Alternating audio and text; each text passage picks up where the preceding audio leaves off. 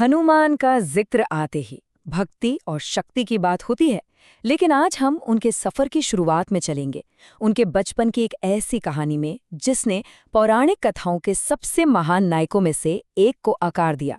ये कहानी है एक जबरदस्त अनियंत्रित शक्ति की।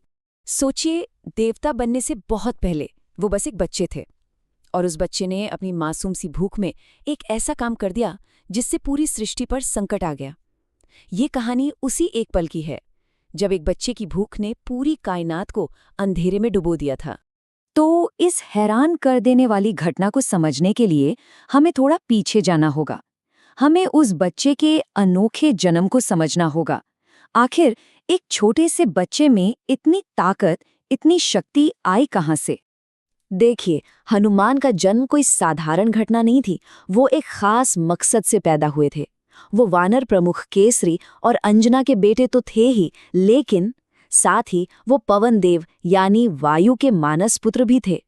तो सोचिए, उनमें जमीन की ताकत और आसमान की रफ्तार दोनों एक साथ समाई हुई थीं। और क्योंकि वो एक बच्चे थे, उनके पास बेहिसाब शक्ति तो थी, पर दुनिया को समझने का कोई तजुर्बा नहीं था। तो बस भूख लगी और उन्होंने उगते हुए सूरज को देखा। उन्हें वो एक बड़ा पका हुआ फल लगा और उनकी इसी बचकानी सोच ने उन्हें आसमान की ओर छलांग लगाने पर मजबूर कर दिया। और ये कोई ऐसी वैसी छलांग नहीं थी। उन्होंने अपने शरीर को पहाड़ जैसा विशाल बनाया और एक ही झपट्टे में जमीन से सूरज तक पहुंच गए। और जैसे ही उन्होंने सूर्य को निगला, नीचे की दुनिया, पूरी की पूरी दुनिया अंधेरे में डूब गई। ब्रह्मांड का सारा संतुलन बिगड़ने लगा। इसका नतीजा फौरन निकला और बहुत भयानक। ऊपर स्वर्ग में देवता घबरा गए। उन्होंने भी पूरी ताकत से जवाब दिया। जरा सोचिए, एक बच्चे की भूख ने स्वर्ग तक में हड़कंप मचा दिया था। देवताओं के राजा इंद्र आगे आए।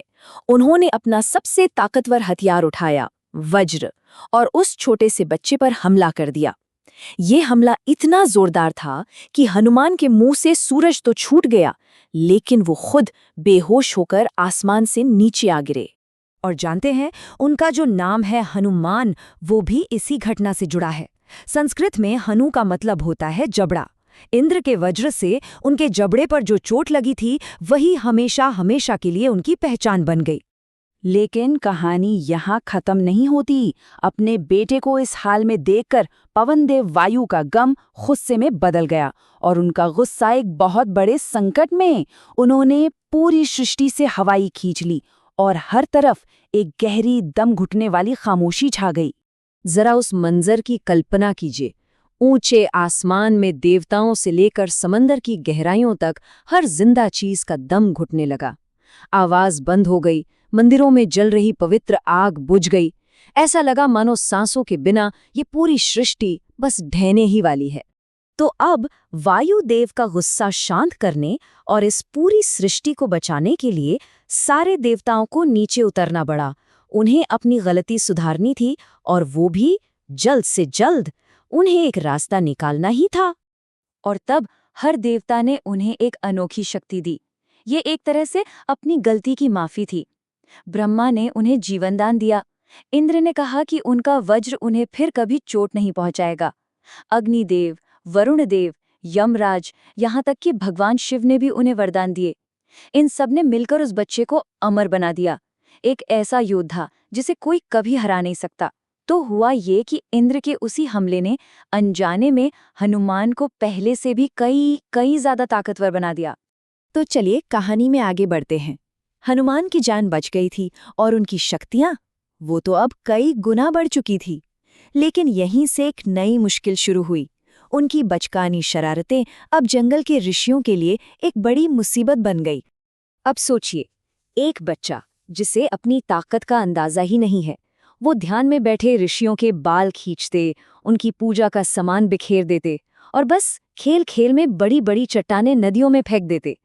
ये सब वो अपनी मासूमियत में करते थे, पर इसका असर दूसरों के लिए बहुत परेशानी भरा था।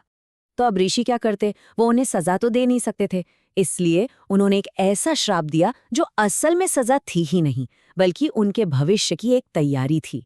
उन्होंने हनुमान को अपनी सारी शक्तियां भुलाने का श्राप दिया। उनकी ताकत उनसे छीनी नहीं गई, बस वो उससे तब तक भूल जाएंगे जब तक कोई उन्हें याद न दिलाए।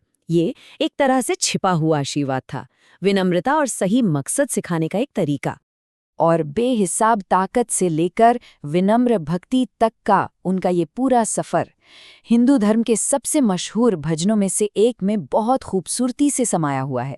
ये भजन एक तरह से इस पूरी कहानी का सार है। हम बात कर रहे हैं हनुमान चालीसा की।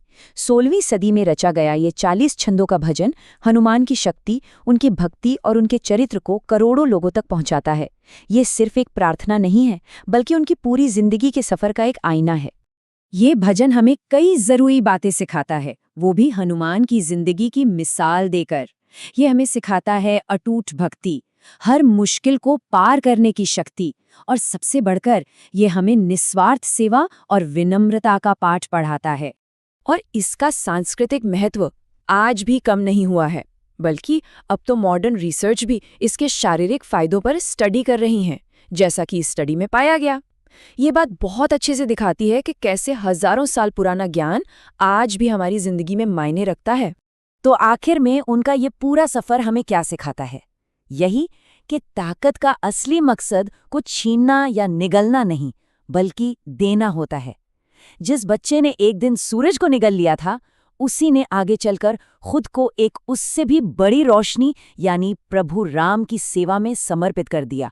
और यही सवाल हनुमान के एक ब्रह्मांडीय खतरे से एक दिव्य रक्षक बनने के सफर का सार है। ये हमें सोचने पर मजबूर करता है कि असली ताकत क्या है? क्या वो जो हमारे पास है, या वो जिसे हम तब तक भूल जाना चुनते हैं जब तक उसकी जरूरत किसी और को ना हो?